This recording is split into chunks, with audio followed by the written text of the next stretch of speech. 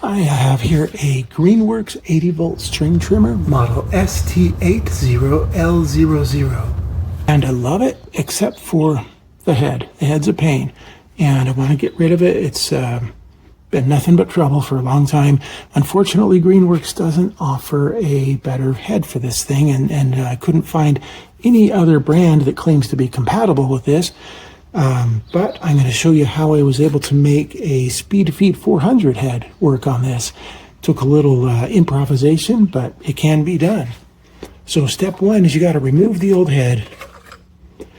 This green cap, if it's on tight, you might need to pry it off with a screwdriver. This has been off enough times it comes right off. Take the spring out. All right, I'm going to try to get this snap ring off. I'm going to put an awl in one of the holes. I can get the point in right there. Grab the other side with pliers, and if I'm lucky, it'll come off. There it goes, right there like that. Now, this arbor has a slot in it for a screwdriver. This is a right-handed thread, so I'm going to just hold the screwdriver in place and rotate the head counterclockwise to get it off. If this was on really tight, you might need to hold the screwdriver with some pliers or something just to get a little more torque on it. It's almost off. There it goes. Underneath that, you find the spacer. Keep the spacer. You're going to need it. Make sure the wide end is up, skinny end faces the motor, like that. Now, the new head comes with a whole bunch of parts, a bag of adapters. None of them fit. This arbor is M10 with 1.25 millimeter thread spacing, and it's right-handed. There is an M10 in here that's left-handed. That won't do us any good. So you save those in case you want to buy a different trimmer, I guess. I don't know, we'll throw them out. Now, you're going to need, because it's a right-handed thread, go with the white center section. I read online that someone was able to get an M10 by 1.25 nut and put it in this hole here and just fit that on there. I think that's a great idea. The original poster, he said that he had to file down the sides of the nut a little bit to make it fit. And I was worried if I get a zinc-plated nut and file off the sides, maybe it'd rust. I don't know if that's a real concern or not, but I got a stainless steel nut instead. And it's too small, actually. It fits really loosely in there, plenty of slop. And in fact, if you rotate this, you can actually get the nut to spin inside that hole, which is not good. So I 3D printed some adapters here. I'll give you links to these in the description below. Now, if you can find a nut that you can file down and fit, that's great. But instead, I just have a sleeve that fits over this one. Then it fits nicely into here. I did find when I originally tried this, I didn't use the sleeve. It was a loose fit. That kept the head from being perfectly centered on the arbor, and that caused it to vibrate a lot, and I was worried about damaging the motor. So I also designed this 3D printed sleeve that fits right over here.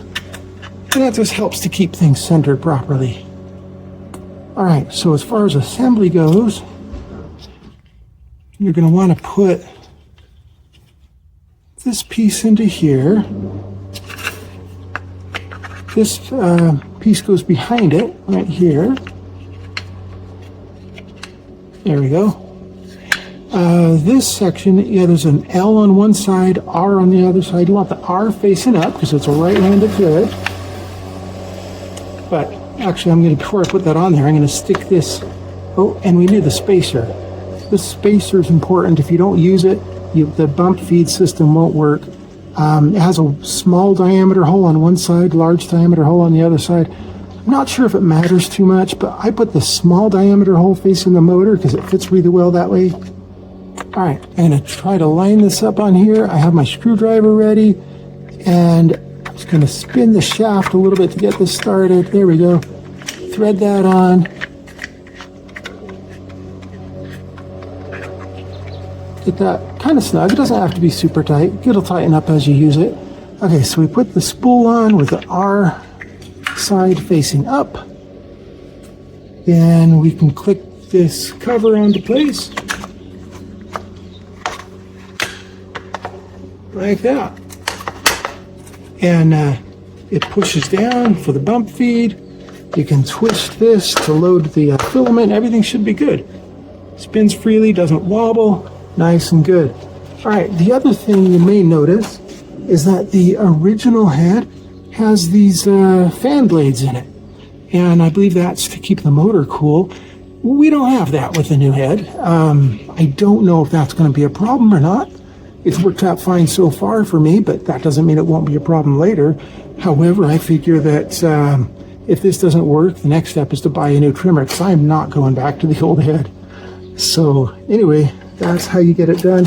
Oh, the other thing I'd suggest, you don't need to use Greenworks line if you don't want to, but look for the right diameter, the 0.08 inch or 2 millimeter line. Anything bigger than that will fit the head, but puts extra load on the motor. I figure that risks overheating it, and especially without the fan blades, I wouldn't go that way. So stick with the 0.08, which is what's recommended for this trimmer, and hopefully that'll be fine. Out of these adapters, if you did want to try to use one of those, I am curious if there's a way to make it work. I was thinking maybe you could drill one out and use a helicoil insert or something to get the right threads. You might be able to maybe fill the threads in with JB Weld and then tap it. I don't know. Maybe there's a way to make those work. I haven't gone down that. But if you figure out a way to do it, let me know. Thanks. Good luck. Bye.